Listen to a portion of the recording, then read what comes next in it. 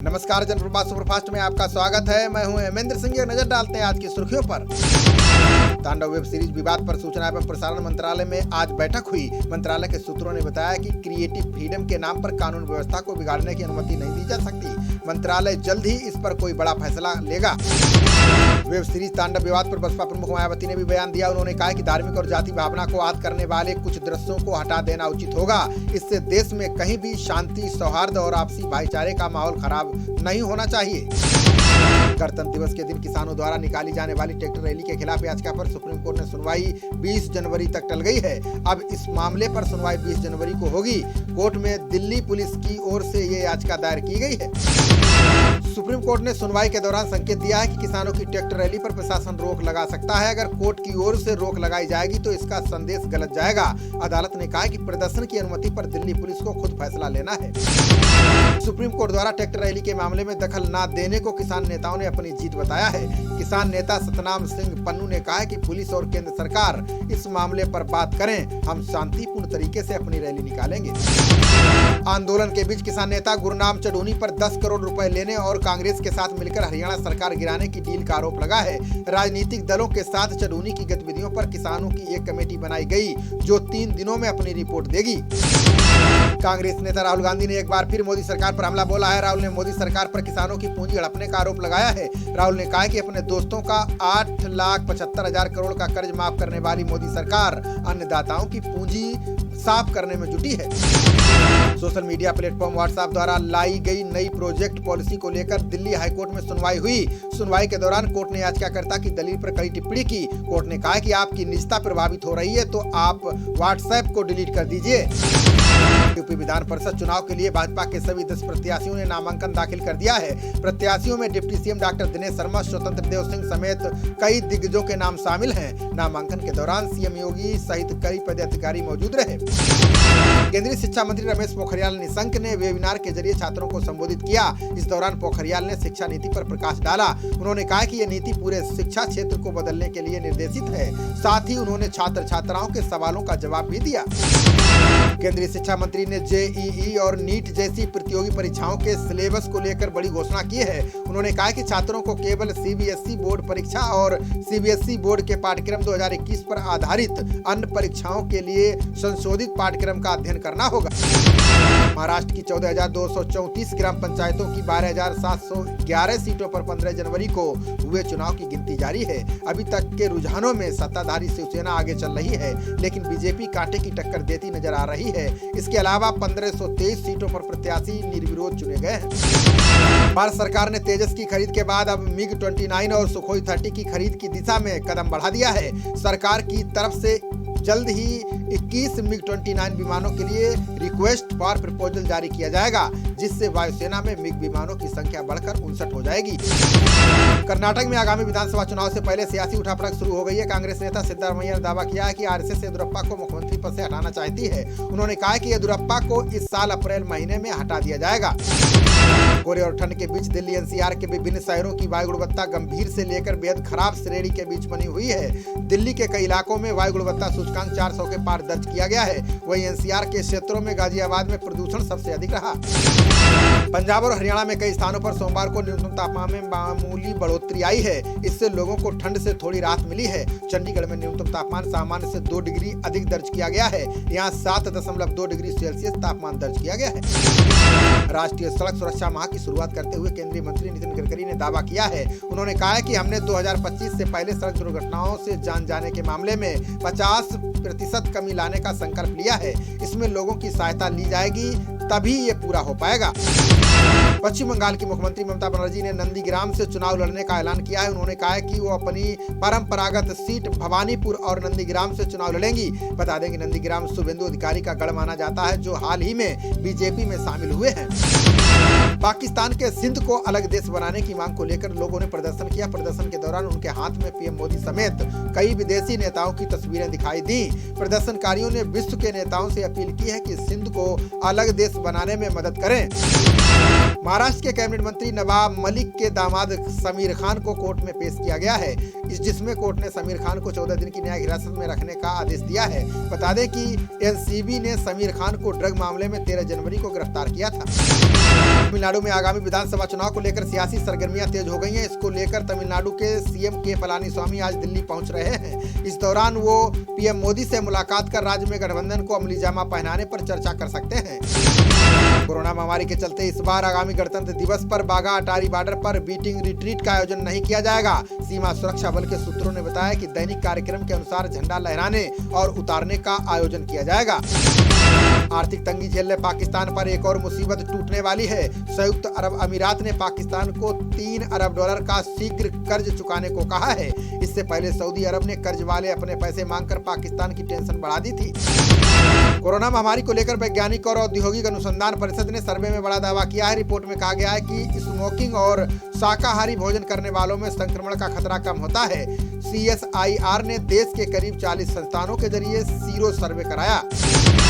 Delhi AIIMS के director doctor Randeep Guleria ने corona की वैक्सीन लगवाने के बाद अपने अनुभव साझा किए हैं। डॉक्टर गुलेरिया ने कहा कि टीकाकरण के बाद मुझे कोई साइड इफेक्ट नहीं है। डॉक्टर गुलेरिया ने लोगों से अपील की कि उन्हें बिना डरे वैक्सीन लगवानी चाहिए। RBI के गवर्नर शक्तिकांत दास ने देश में लगातार बढ़ते विदेशी मुद्रा भंडार का बचाव किया है। दास ने कहा कि भारत जैसी उभरती अर्थव्यवस्था के लिए डॉलर में उतार चढ़ाव बड़ी चिंता है। उन्होंने कहा कि ग्लोबल और घरेलू अर्थव्यवस्था के उभरते ट्रेंड पर हमारी पैनी नजर है। मुंबई में क्राइम ब्रांच की टीम ने नवजात शिशुओं को बेचने और खरीदने के रैकेट का भांडाफोड़ किया है। इस मामले में पुलिस ने 9 लोगों को गिरफ्तार किया है, जिनमें 7 महिलाएं और 2 पुरुष शामिल हैं। आरोपियों में एक डॉक्टर, एक नर्स और एक टेक्नीशियन भी है। केंद्रीय मंत्री हरदीप सिंह पुरी ने अर्थव्यवस्था में तेजी आने का दावा किया। उन्होंने कहा कि भारत के रत्न और आभूषण उद्योग का विदेशी मुद्रा हासिल करने में महत्वपूर्ण योगदान है। निर्यात को बढ़ावा देने के लिए सरकार इस क्षेत्र में संभावनाएं तलाश रही है। अडानी समूह द्वारा संचालित 3 हवाई अड्डों को ACI स्वास्थ्य मान्यता मिल गई है। इनमें अहमदाबाद, मंगलुरु और लखनऊ शामिल हैं। कंपनी ने कहा है कि सुरक्षित यात्रा मुहैया कराना पहली प्राथमिकता है। बयान में बताया गया है कि ACI ने 118 बिंदुओं के आधार पर समीक्षा की है। गोवा में IIT परिसर का विरोध होने के बाद अब नए संस्थान का चयन किया जाएगा। सीएम प्रमोद सावंत ने कहा है कि 4 सदस्यीय समिति का गठन किया जाएगा। ये समिति नए संस्थान का निर्णय लेगी। सावंत ने कहा है कि गोवा सरकार IIT स्थापित करने के लिए तैयार है।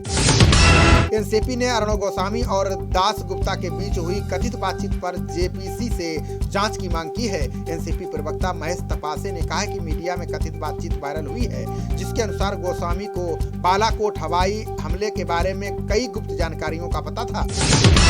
कोविड-19 जागरूकता संबंधी कॉलर ट्यून में अमिताभ बच्चन की आवाज हटा दी गई है। दिल्ली हाईकोर्ट को इस बारे में सरकार ने सूचित किया है, जिसमें कहा गया है कि कॉलर ट्यून याचिका का अब कोई मतलब नहीं रह गया है। इस पर अदालत ने याचिका का निपटारा कर दिया है। त्रिपुरा में कांग्रेस प्रदेश अध्यक्ष पीयूष कांति विश्वास पर हुए हमले को देखते हुए पार्टी ने राज्य में 12 घंटे के बंद का ऐलान किया है। पार्टी कार्यकर्ताओं का कहना है कि ये जान लेने की कोशिश का मामला है। हम बवाल का समर्थन नहीं करते हैं और शांतिपूर्वक प्रदर्शन कर रहे हैं। बिहार में लगातार बढ़ रही आपराधिक घटनाओं और बिगड़ते कानून व्यवस्था के मुद्दे को लेकर तेजस्वी यादव ने राज्यपाल फागू चौहान से मुलाकात की। इस दौरान तेजस्वी यादव ने RJD के प्रतिनिधि मंडल के साथ राजभवन जाकर राज्यपाल को ज्ञापन भी सौंपा। TCS और ब्रिटेन की प्रमुख मोबाइल कंपनी 3UK ने 5G नेटवर्क के लिए साझेदारी की है। इससे परियोजना में तेजी आएगी। TCS ने कहा है कि 3UK अगली पीढ़ी के मोबाइल नेटवर्क का प्रबंधन करने में माहिर है। इसके तहत 3G और 4G संबंधी बदलाव किए जाएंगे। केरल विधानसभा सत्र में शामिल होने के बाद 4 विधायक कोरोना संक्रमित पाए गए हैं। इससे सत्र में शामिल होने आए अन्य विधायकों में हड़कंप मच गया है। विधायक दसन और अंसलन को तिरुवनंतपुरम मेडिकल कॉलेज में भर्ती कराया गया है।